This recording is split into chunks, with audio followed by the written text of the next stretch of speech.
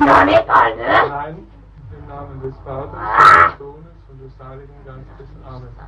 Sage die ganze Wahrheit. Von der Lüge und Wahrheit sage ich nichts. Im Namen Jesu und der Maria befehle ich dir, Nein! zu sagen. Im Namen Jesu. Scheißding. Scheißding, das schmeiß ich überall raus. Selamat datang kembali di channel kami.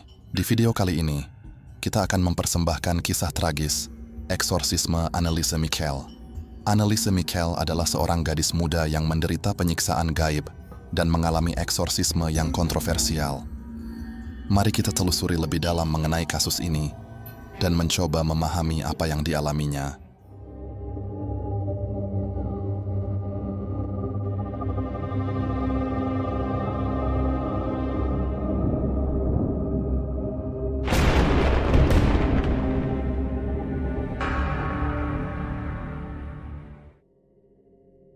Anneliese Michel lahir pada 21 September 1952 di Bavaria, Jerman Barat. Dibesarkan dalam keluarga Katolik yang taat, Anneliese secara rutin menghadiri gereja. Namun, kehidupan rohani yang ketat ini membawa tekanan yang luar biasa kepadanya. Pada tahun 1968, ketika Anneliese berusia 16 tahun dan masih duduk di bangku SMA, dia sering menderita kejang. Temuan pengadilan menunjukkan dia mengalami serangan epilepsi pertamanya pada tahun 1969. Saat itulah ahli saraf di klinik psikiatri Würzburg mendiagnosis dia menderita grand mal epilepsi. Dia mengaku sering melihat wajah setan dan mendengar suara yang mengatakan dia terkutuk dan akan membusuk di neraka. Perilakunya menjadi semakin aneh. Dia suka merobek pakaiannya, memakan batu bara, dan menjilat air seninya sendiri. Ketika dirawat di rumah sakit jiwa yang tidak disebutkan namanya, perawatan yang dilakukan sayangnya tidak meningkatkan kesehatan Anneliese.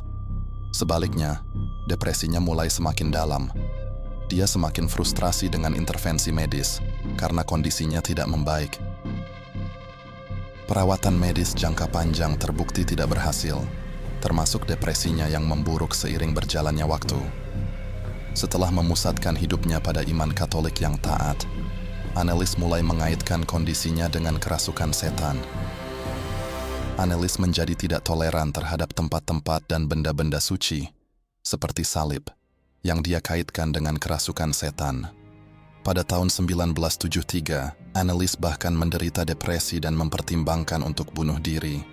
Anneliese dan keluarganya menjadi yakin bahwa pengobatan konvensional tidak membantu. Mereka semakin bersikukuh bahwa penyakitnya bersifat spiritual, dan mereka meminta gereja untuk melakukan pengusiran setan terhadapnya. Namun, permintaan mereka untuk eksorsisme awalnya ditolak, dengan anjuran agar Anneliese mendapat lebih banyak perawatan medis. Pada tahun 1975, ketika Anneliese berusia 23 tahun, seorang wanita tua yang menemani Anneliese Michel berziarah menyimpulkan bahwa Anneliese menderita kerasukan setan karena Michel tidak dapat berjalan melewati ikon tertentu Yesus Kristus dan menolak meminum air suci.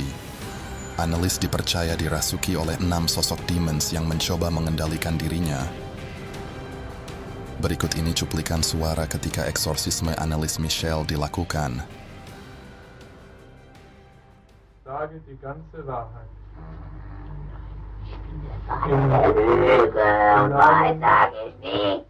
Im Namen Jesu und im Namen Maria befehle ich dir, sage die ganze Wahrheit im Namen des Vaters und des Sohnes und des Heiligen Geistes. Ja, die Scheißding tragen muss zum Beispiel. Zum Beispiel wann? Oh, Sie müssen als Priester erkennbar sein. Wie der Annette und der Aschenbeichte. Oder die Drecksau da draußen. Oh. Alles zu sagen, was du zu sagen hast. Im Namen Jesu und im Namen... Soll zum Beichte gehen. Und zwar... Im Namen Jesu und der Maria befehle ich dir... Nein! Selama eksorsisme, Anneliese berbicara tentang menebus dosa-dosa pemuda zaman itu. Kesehatannya memburuk. Lututnya patah karena terus-menerus berlutut dalam doa. Akhirnya, pada 1 Juli 1976, Annelies Michel meninggal karena malnutrisi dan dehidrasi. Kematian Annelies menimbulkan kontroversi besar.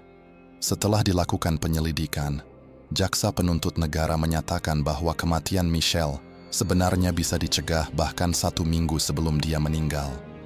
Dia mendakwa keempat terdakwa, Pendeta Ernst Alt dan Pastor Arnold Renz serta orang tuanya, dengan pembunuhan karena kelalaian karena gagal memanggil dokter untuk mengatasi gangguan makannya. Kasus ini menyoroti tantangan dalam membedakan antara gangguan mental dan pengaruh supranatural.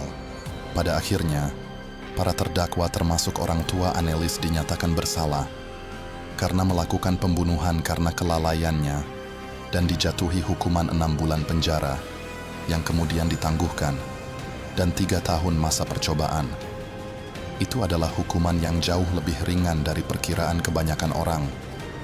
Namun, hal ini lebih dari sekedar tuntutan jaksa yang meminta agar para pendeta hanya didenda dan orang tuanya dinyatakan bersalah namun tidak dihukum. Itulah kisah tragis Annelies Michel, seorang gadis yang tertawan oleh kekuatan gelap yang tak terbayangkan. Sampai jumpa di video berikutnya. Jangan lupa subscribe dan berikan komentar di bawah jika Anda ingin melihat topik menarik lainnya. Terima kasih telah menonton.